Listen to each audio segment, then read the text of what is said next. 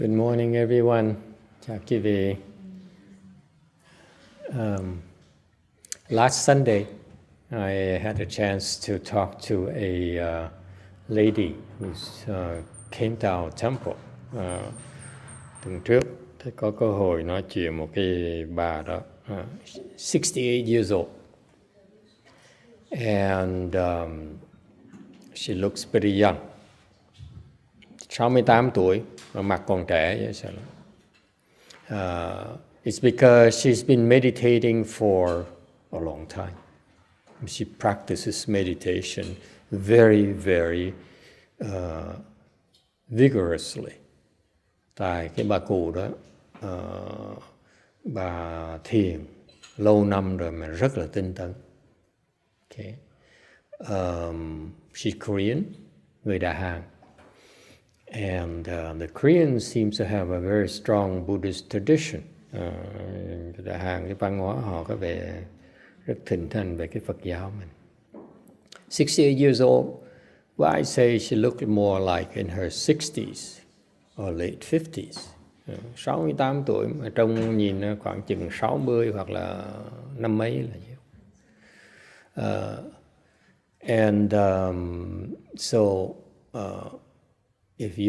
The point here, if you practice meditation, the track record of Buddhist meditation has been that people it seems to slow down the aging process. Cái Phật giáo mà hình như là có cái tác dụng, thiền tác dụng là nó khiến cái vị cái già nó chậm hơn nhiều. Okay, and that means that and when you look in her 50s, 60s like that, meaning you're pretty healthy. Nếu mà nhìn trẻ thì có nghĩa là mình sung sức lắm. Okay, and you should know right away as soon as you meditate, cái vị thiền. If you follow, we are oddballs where we encourage you to cross your legs. Chúng tôi là hơi gắt gao một tí, khuyến khích cái vị xếp bằng. Okay. And endure the leg discomfort, và chịu khó nhận cái chân đau đó. It's not easy to do, không phải dễ làm.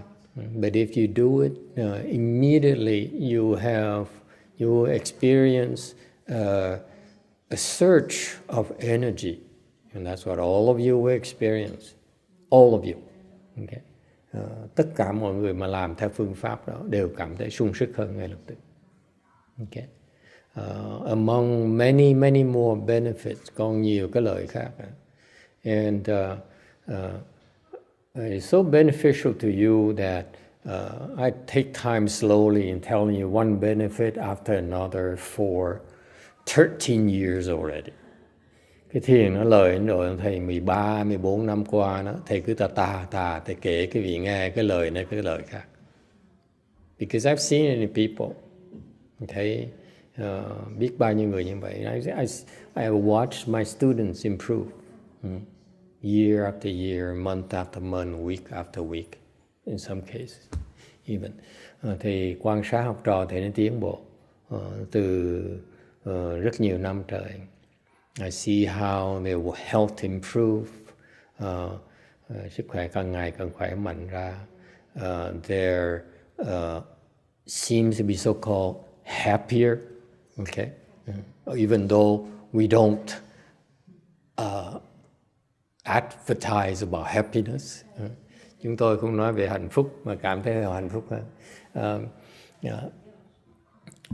It's because they are the foundation of happiness is improved health, believe it or not. Quý vị biết hạnh phúc đó, có nghĩa là cái vị sức khỏe nó phải càng ngày càng tăng trưởng. If your health does not increase, your aging will take over and make you feel grouchy. And you get to be my age, you complain every day. You say, oh, now my back is hurting. It's my liver now. I have a hard time breathing. My eyes are not seeing very well nowadays. I just found out, by the way, that I chose to ignore it all these years, but I know I have arthritis to the point where now I cannot lift my leg and go behind my head anymore. I can go up to here, but not here anymore. So you see, it's not the body that dies, but also the sicknesses take over. Anh thầy để ý là thầy là cái cá nhân thầy cũng vậy, là bị bệnh phong thấp, mà nếu như mà không thiền là càng ngày nó càng nặng thêm. Nhờ cái thiền thành ra bây giờ người nó không dẻo như lúc còn trẻ, để những điều nó không đến nỗi đau đớn gì. So I know that thanks to my meditation, my increase, my improvement keeps the aging process at bay and the sickness at bay. Thành ra quý vị biết không, cái tiến bộ, ngay cá nhân thầy vậy đó, là cái cơ thể nó già, càng ngày nó cần bình hoàng thêm đó. Là nó không có gì có vẻ đỡ, nó nặng nề lắm, mà tại vì mình có sự tiến bộ ở trong đó. That's why I keep on stressing for all of you. You meditate, okay? One of the goals should be to improve. Mà thầy cứ nhấn mạnh hoài, cái việc tiến bộ, cái thiền phải biết tiến bộ. That's very important. Don't waste time, đừng có phí thì giờ. All right? Any questions? Ai thắc mắc gì không?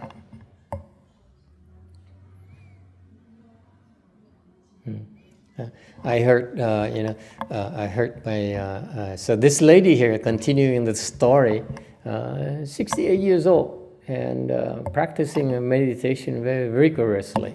Tu 68 tuổi mà tu thiền for decades, nhiều năm rồi, mấy chục năm rồi. And guess where she's at? Biết có trình độ nào không?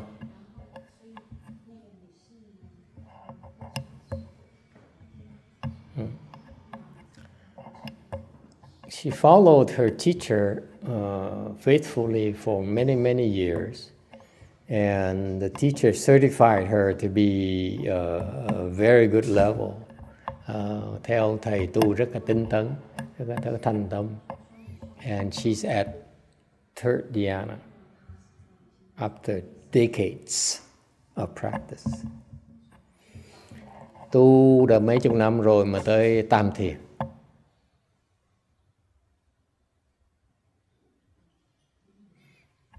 And for us, Chan practitioners, third dhyana, I've seen people reach third dhyana in weeks. Cái thiền chúng ta đó, thiền tông chúng ta đó, thầy thấy học trò thầy nó đạt tới tam thiền from zero to third dhyana in weeks. Okay, nó lẹ như vậy đó. And she's been stuck there for many, many years. Mà kẹt ở đó, biết bao nhiêu năm rồi.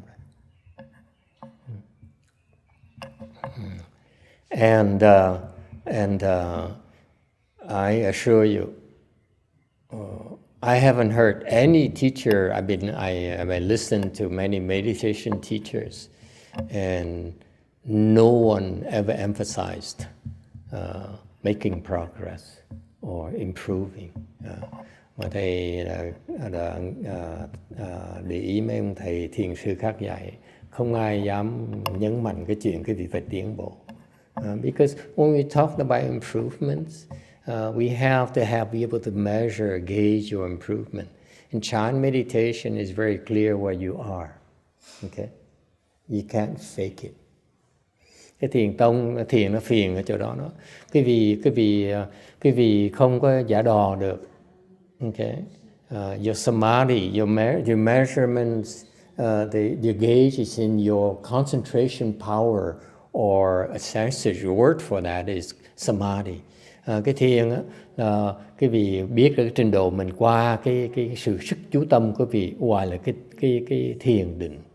Okay? Cái đó trong cái Phật giáo mình, trong cái thiền tông mình nó rõ ràng lắm. You can't fake it. You're able to concentrate at each level. As you get higher and higher, you're able to concentrate better and better and better. Okay?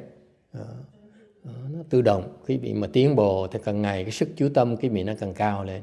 And with that, by the way, with your increased concentration, it means that you have increased blessings.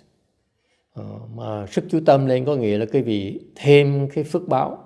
What does it mean, increased blessings to you? To some of you, it might come as you may win a super lotto, for example. Một số người quý vị có thể là cái phước quý vị nó lộ ra bằng cách là trúng số. I heard it's $1.6 billion. Go out and get some tickets, okay, some lotto tickets. Can we pull some money, huh? Don't you want, does it make you want to, give it a try at least, huh? Nhưng thấy nhiều tiền ai cũng muốn thử tí, I'd like to try it. Only problem is that I'm very unlucky. Do not get my money. If you get my money, you will not win, guaranteed. See, I realize I'm a beggar, so I know that my destiny is to be poor the rest of my life. Này đã chọn cái nghề là nghề ăn mày, thì chắc chắn phải sống nghèo thôi. Beggars cannot be rich, right? If we rich, we cannot be called beggars. Nếu mà giàu sao mà gọi là người ăn mày được? So forget it. I gave up on a lottery. But doesn't mean I'm not blessed. Mặc dù mình biết không trúng số độc đắc được, nhưng đều không có nghĩa mình không có phước. It manifests in other things. Cái phước mình nó tăng trưởng, nó lộ ra một cách khác, right? For some people, it's so important to you, you become, you drive nice cars. That's a form of blessings right there. Có những người đó là phước báo nó lộ ra bằng cách mình lái xe ngon lành. Some people is like money in your bank account. Như cái người là tiền trong cái nhà băng của quý vị. Some people is nice houses with the right feng shui. Có những người đó là sống nhà ngon lành mà có phong thủy tốt. Okay? Some people is both all of those, like Mr. Paul Allen. Hoặc là người khác đó đầy đủ hết, vừa giàu, vừa nhà cửa, vừa xe cộ, vừa máy bay, and yachts and everything. And then, so that's the manifestation of blessings. Cái đó là cái sự hiện diện của cái phước báo quý vị, right? But what's lacking? Health. Mr. Paul Allen seems to have some kind of cancer or something. That's why he died. When he's 68, when that Korean lady is still alive and breathing. Thì cái ông trọc phú đó, ông tỷ phú, ông Paul Allen. You heard of Paul Allen, right? No? His net worth is, I heard, $26 billion when he died this week. Ông nói là trị giá là tài sản là 26 tỷ đô la. Yeah. $26 billion dollars, not billion Vietnamese dollars. 26 tỷ đồng đô la chứ không phải 26 tỷ đồng Việt Nam của mình. Okay, ổ yuan. All right. So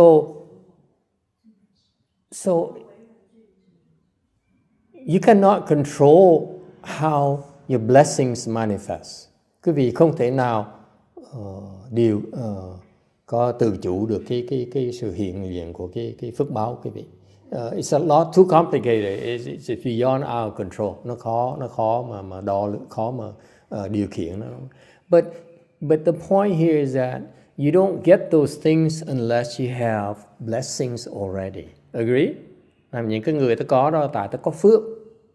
Don't make no mistakes about it. Okay? You're wealthy because you have blessings. Okay? Without blessings, you cannot become wealthy. Chẳng hạn như đừng hiểu lầm chuyện đó. Cái gì mà có giàu có là tại cái gì có phước mới giàu có được. Okay? You're healthy because you have blessings. Sức khỏe cái vị có là tại vì có cái phước báo. That is why when you meditate, you generate a lot of blessings. Thành khi mà quý vị thiền, quý vị tạo rất nhiều phước. And therefore, Because you meditate, the fact that you meditate, your blessings, part of your blessings show up, manifest as improved health. Nên tại vì cái vị thiền là tự động, vì cái phước báo nó tạo từ sức thiền, cái vị ra nó sẽ lộ ra bằng cách là nó tăng trưởng sức khỏe cái vị. That's natural. When you meditate, because of the fact you meditate, your health improves. Any questions about that? I've seen it for 13 years plus now in all my students. Their health, all of them have their health improve. Thầy đã quan sát này đã hơn 13 năm trời rồi. Là tất cả những người học trò theo thiền thì đều càng ngày sức khỏe nó càng tăng lên. Alright?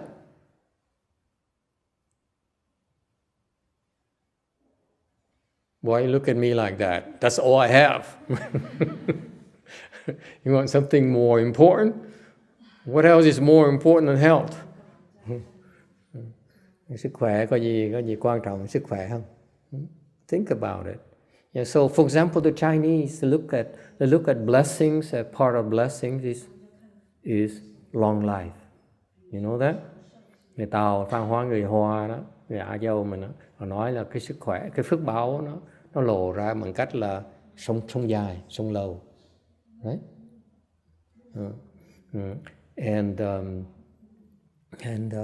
So this lady here, and again going back to this Korean lady, 68 years old, she's healthy, very healthy. Nó nói cái bà cụ này 68 tuổi mà trẻ mà khỏe dễ sợ lắm.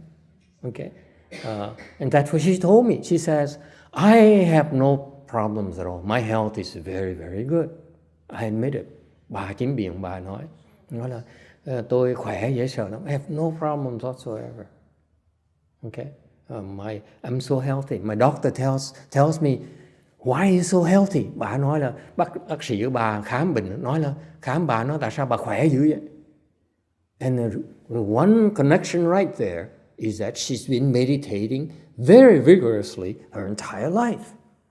Mà cái sự liên hệ đó là chỗ bà đó cứ thiền rất là tinh tấn. She's very hard working. She sits 2 hours.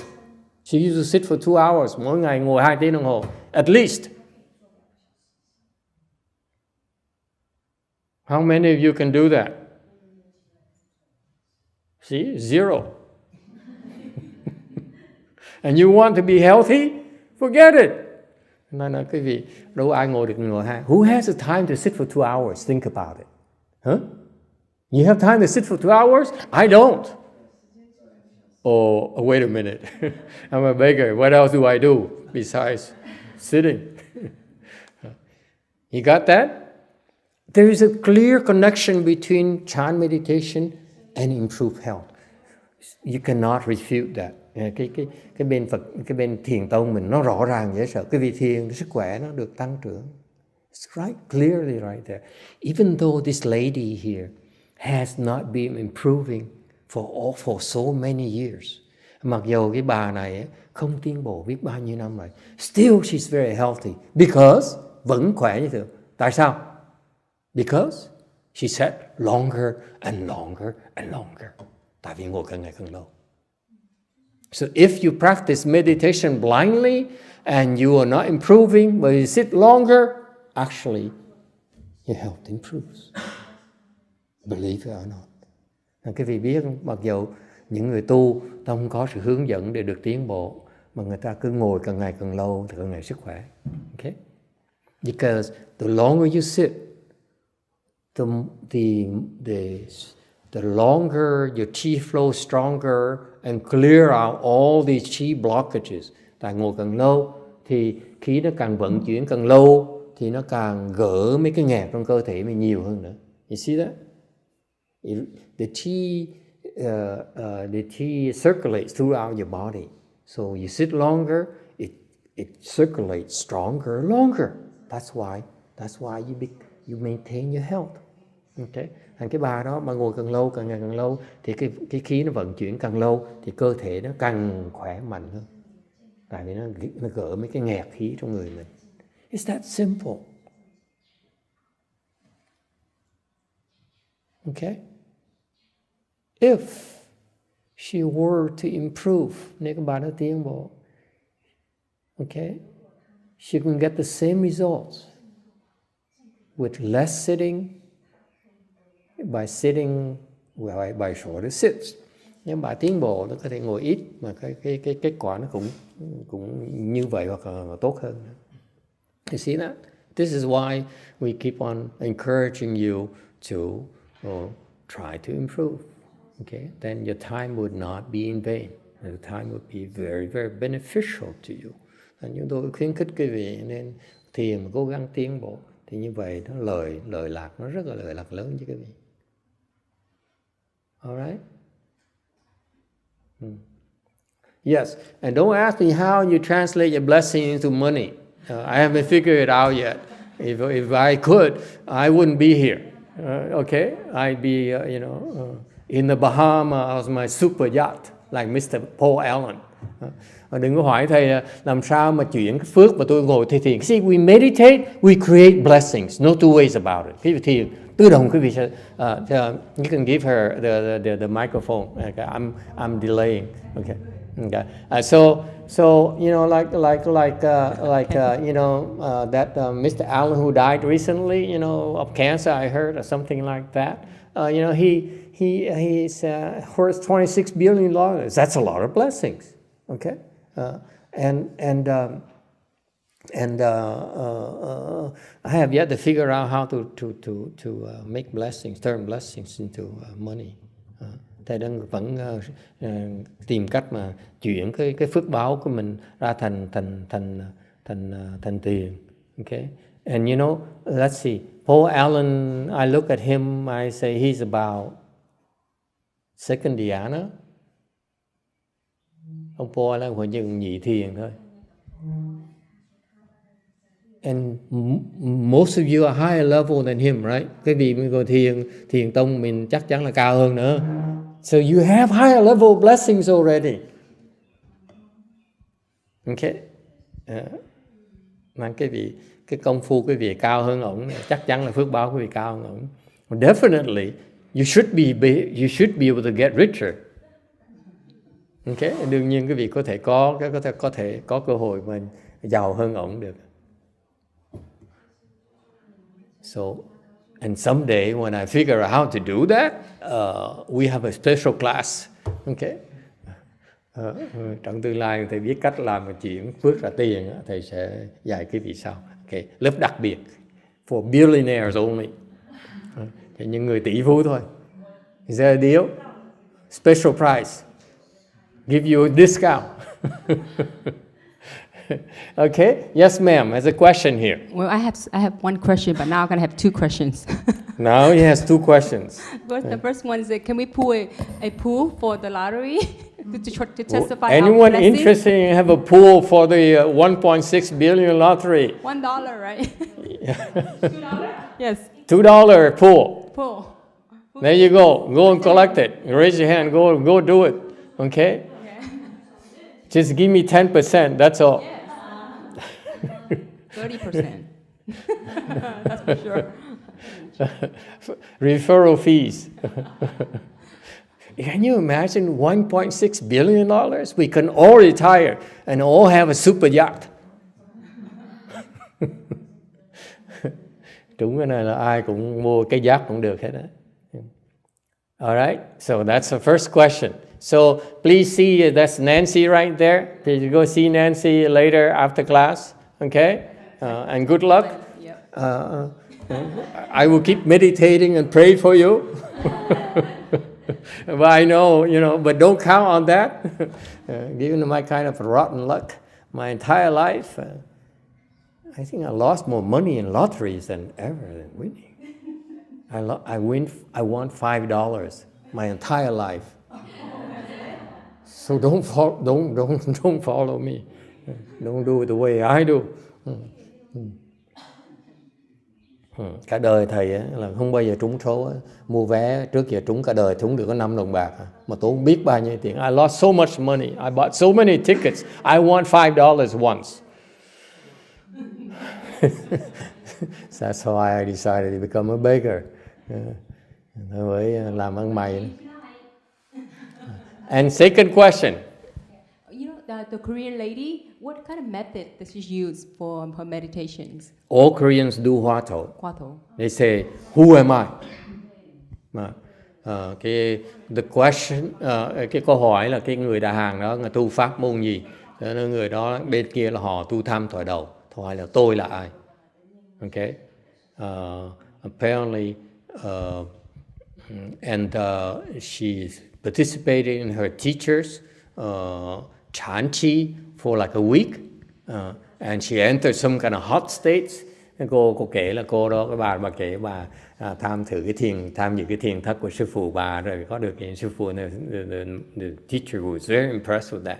Ông sư phụ nói là rất hãnh diện. And I didn't have the heart to tell her that it may be impressive at your level, but for us, it's not enough. Thầy không có nỡ nói cho bà.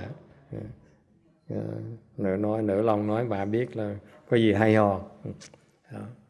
Okay? So the point here is that if you improve, the higher level you are, you have more blessings. No two ways about it. Cái người mà thiền định nó cao hơn, tự động phước báo cái vị nó nhiều hơn. Okay? By definition, improvement, okay, you have higher level of blessings. That's how you improve. Mà quý vị muốn tiến bộ, phải có phước mới tiến bộ được, phải thêm phước mới tiến bộ được. Okay? Our patriarch, one of the Chan patriarchs we have, một cái thiền tổ sư thiền mình, his name is Huệ Nẫn. You may have heard of him. There's a picture of the one back there where one of the lady calls him a black monk. Ông thiền sư tên là Huệ Năng, quý vị biết không? Lulu, you know him? It's Huệ Nẫn. You know him, yeah. You can see him in YongHua. YongHua sư, yeah. His body is still there, okay? Yeah. Ông là lục tổ, it's called the sixth patriarch. He talked about blessings himself. Ông nói, lục tổ nói về cái phước. He says, the blessings is yours. Ông nói là cái phước là của quý vị. No one can take it. Không ai cướp vậy. You have money, people can steal it from you. You have a car, people can steal it from you and drive it down to Tijuana and then take it apart and sell it by parts. Xe mà cái vị lộn xộn ở đây mất, nó lái xuống Tijuana là nó gỡ ra, nó bán từng phần, từng bộ phận. Okay? So the sixth Huệ Nẫn, Venerable Huệ Nẫn says, the blessings is yours. No one can touch it. Thành ra Ngài Huệ Năng Ngài nói cái phước là của quý vị, không ai đụng nó được hết. It's yours. It's your property. Là của quý vị. No one. It's yours alone. It's yours alone. Ngài nói cái đó là của quý vị thôi. Only yours. No one can steal from you. Không ai ăn cướp được quý vị. No one. Not even your daughter. Con mình có ăn cướp không được nữa. Not even your dog. Chó cũng ăn cướp được nữa. Not even your husband. Chồng mình ăn cướp cũng không được nữa. It's impossible. Your blessings is yours. That's what the patriarch says. Ông tổ nói như vậy đó. He says, it's yours and yours alone. Ngài nói là cái phước đó là của quý vị thôi. Okay? And it's for you to do two things. Cái phước đó để cho quý vị làm hai chuyện. Okay? To enjoy it, để mà hưởng thụ nó. This is Venerable Huệ Nẫn says, the black monk says. I didn't realize the Chinese people have black monks over there. Đâu có ngờ được cái cô này hay vậy, sợ làm thầy nhớ sực té là người Tàu có sư người đen. Amazing how you learn from coming to the Saturday morning class. So he says, it's yours alone for you to enjoy your blessings. Cái phước đó để cái vị riêng của cái vị, để cái vị hưởng thụ nó. Blessings are for you to enjoy, by the way. That's why it's called blessings. Cái phước là cái đó để cái vị hưởng thụ mới gọi là phước. And utilize, và sử dụng nó. You know that? So this Korean lady came late because she just got up clearly. Cái cô đại hàng này mới tới trễ, thành chắc mới ngủ dậy. Okay. But we talked about how when you sit in chan, you generate a lot of blessings. And that's why the Korean lady who came and talked to me last Sunday, 68 years old, her health is a manifestation of her blessings that she generated all her entire life through doing the meditation, chan meditation. And that's why she's healthy. So there's a clear correlation to remind you that between sitting in chan and being a healthy person. There's a clear correlation. The sitting in chan you generate a lot of blessings, and because you sit in meditation, the blessings, one of the way the blessings manifest is good health. Okay? Is that clear? Does it help?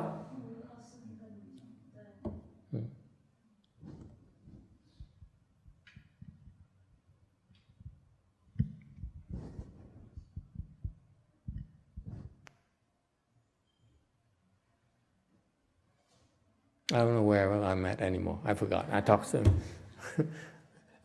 all over I'm all over, so I have really nothing important to tell you. Nói cho vui vậy thôi, không có gì quan trọng này, nói cái gì nghe hết. Okay. So to use, to enjoy and to use. Cái phước cái vị là để cái sự hưởng thụ của quý vị và cái dùng. So for example, Mr. Paul Allen has blessings, therefore his enjoyment is money, clearly. Think about it. Cái vị thấy không? Là cái ông Paul Allen, ông giàu, ông tỷ phú, ông giàu như vậy là ông có phước. Và cái phước đó là tại ông muốn hưởng thụ cái đó. This man here has blessings and he says, I want to enjoy my blessings. That's how blessings translates into money or sometimes babies. Cái vị thấy cái phước đó, boys and girls, okay, nó như cái phước cái vị nó lộ ra bằng cách là mình hưởng thụ cái nào. Có như cái ông Allen đó, Paul Allen đó, ông thích giàu, thành nhờ có phước, cái phước nó trở thành cái tiền bạc của cải, okay. Hoặc là mình có trở thành con cái. You know that? Sometimes children is actually a manifestation of your blessings. All right? So that's why, by the way, one way is that I know how, I did figure out half of the solution already, how to turn blessings into money, by the way. Okay, and this first half here is free because because I can't charge you for it. Và thầy nói có thể biết một cách để mà làm từ cái phước nó thành tiền.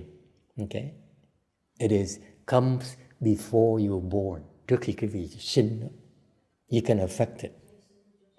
Because you said, for example, for those you have a lot of chan blessings, and cái vị mà nhiều cái phước thiện như vậy, what do you do? You try to see if it's for real. You sign up for the super lotto pot right there. That's one way.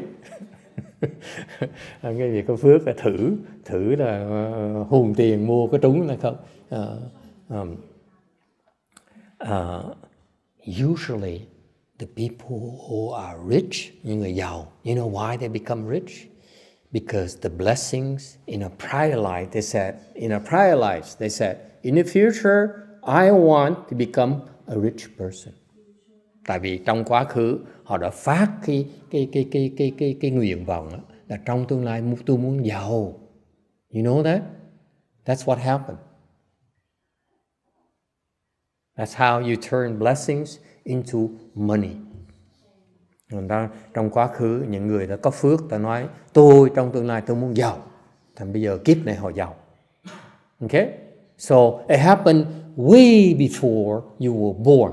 Unfortunately, that's why we can't charge you money for it. Okay? Thành ra chúng tôi biết cái này chả có làm tiền được, tại vì cái gì phải làm cái này trước khi mình tới đây. Okay? Is it clear? That's what happened. So in the future, you want to be rich, now's the time to do it. Future lifetimes. Trong tương lai cái muốn thành trọc phú, triệu phú đó. Okay? And all I ask of you, because of today's tip, remember me and just give me 10%, each one of you. I'll be so grateful. Mà mày biết như vậy rồi, cái vị nói trong tương lai tôi muốn giàu, mà nhớ khi mà giàu nhớ cho thầy 10% thôi, 10%, that's all. Okay? Very reasonable, no? All right? It's that easy. Trust me. It's not the money part, the easy part, relatively speaking. It's the sitting part, the chant part, that's the hard work. Vì thấy không? Mình tạo phước nó khó, mà giàu nó dễ như vậy đó. Does it make sense to you or not? Quý vị đồng ý không đồng ý? See? You have to work for it. You have to generate blessings. Phải tạo phước mới giàu được. Is it clear? Okay. I keep at it. And the other half where you can get rich right now, this lifetime, I keep working on it. Thầy hứa sẽ tiếp tục nghiên cứu làm sao làm giàu kiếp này. Because I know you have so many blessings already. We all have so many blessings already. Mình biết ai cũng có nhiều phước. We've been sitting in chant meditation for weeks now. Right? Mình đã ngồi thiền mấy tuần rồi. Clearly we have plenty of blessings to become a billionaire. No? All right. Any other questions? Ai có thắc mắc gì khác không? And this Korean lady, she's very healthy, but she has a problem. Đều có vấn đề. Okay. The knee is giving out on her. Cái đầu gối nó lỏng, bây giờ ngồi không được. She can't sit long anymore. He used to sit for 2 hours, no problems. Now half an hour, he starts having pain. Lúc trước ngồi 2 tiếng đồng hồ không sao hết. Bây giờ ngồi nửa tiếng cái đầu nó đau chân rồi. Why is that? It seems like the cartilage here in the knee is worn out. Tại vì cái sụn của cái đầu gối mà nó mòn rồi.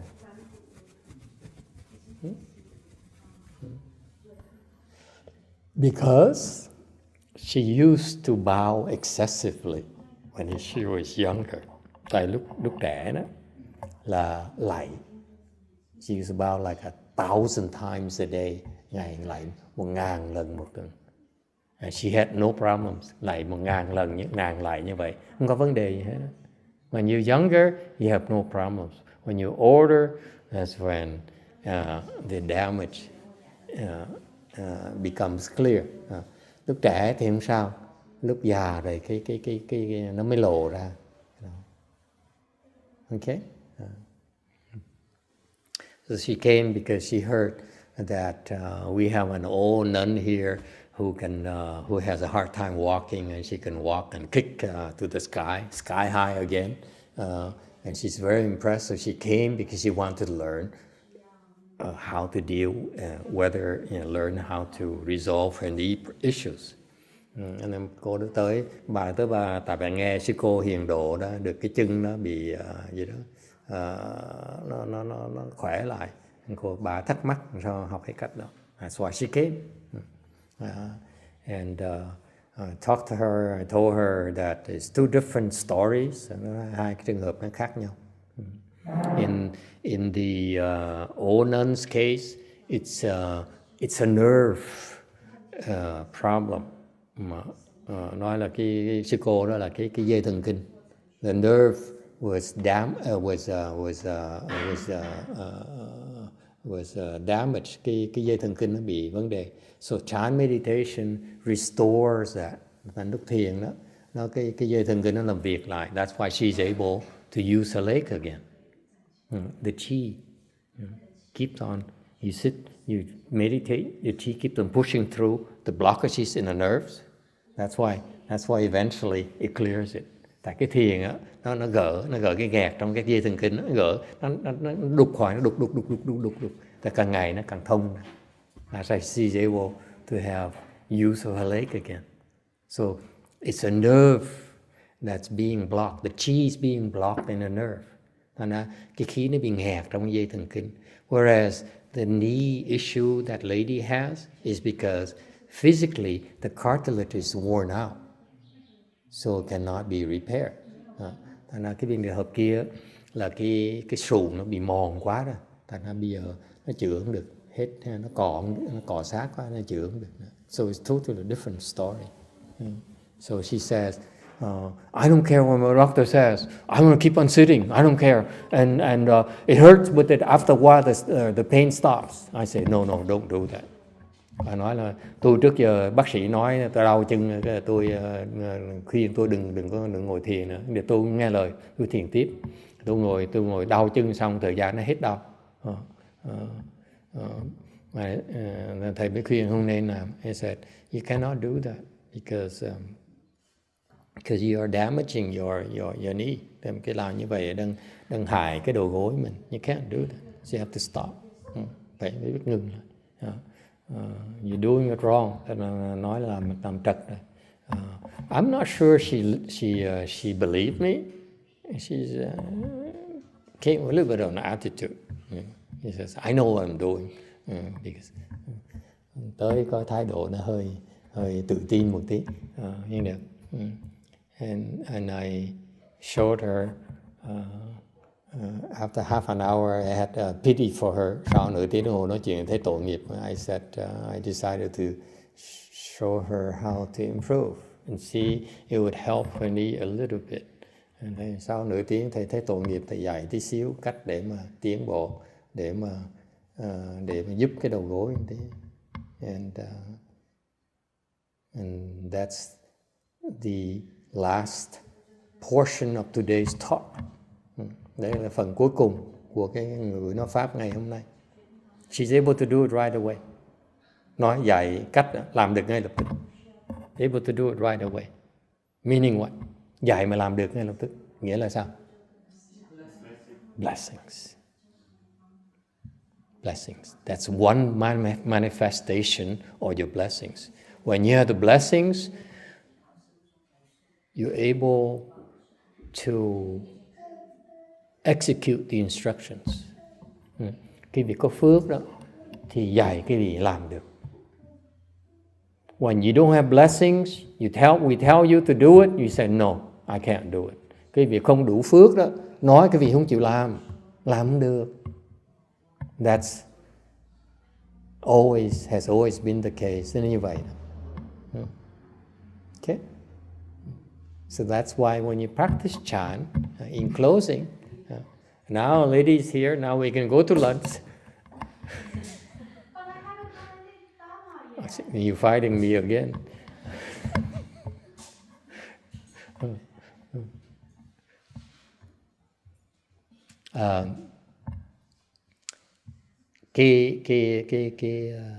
When you practice meditation, cái việc ngồi thiền, you have to understand that in order for you to improve, you need to generate blessings.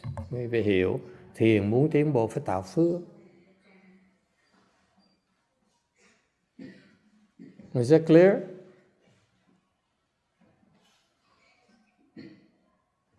You're here. You want to go up here. Here is low level blessing. You want to go up here. You need to have more blessings. What's so unclear about this? Trình độ này là cái phước chừng này, trình độ cao hơn, tiến bộ hơn phải có phước cao hơn. Meaning you have to have more blessings. Có nhiều phước hơn, nó giản dị như vậy. So you want to improve, have more blessings, generate more blessings. It's that simple.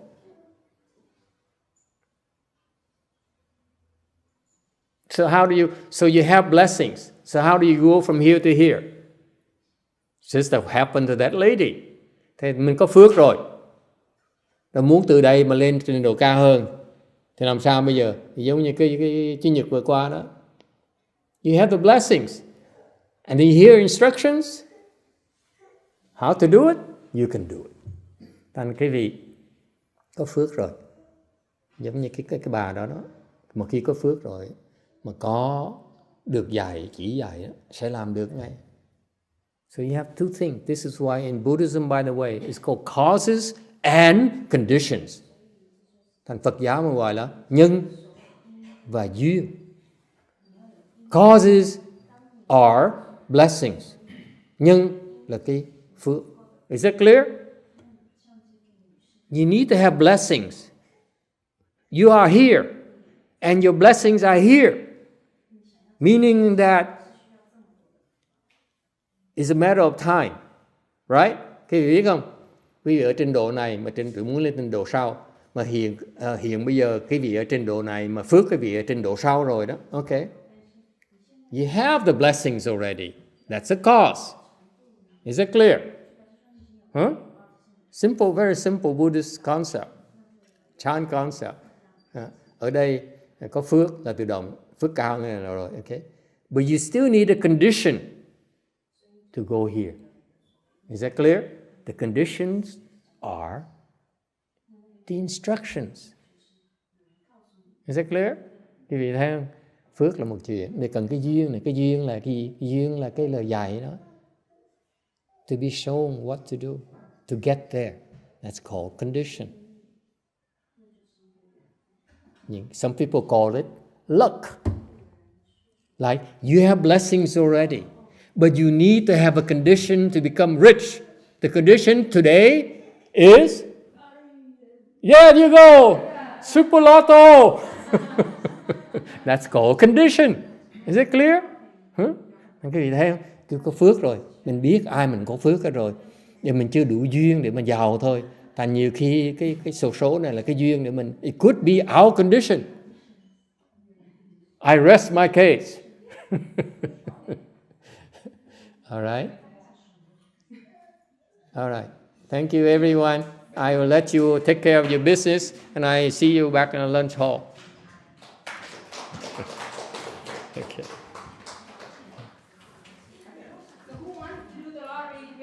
There you go.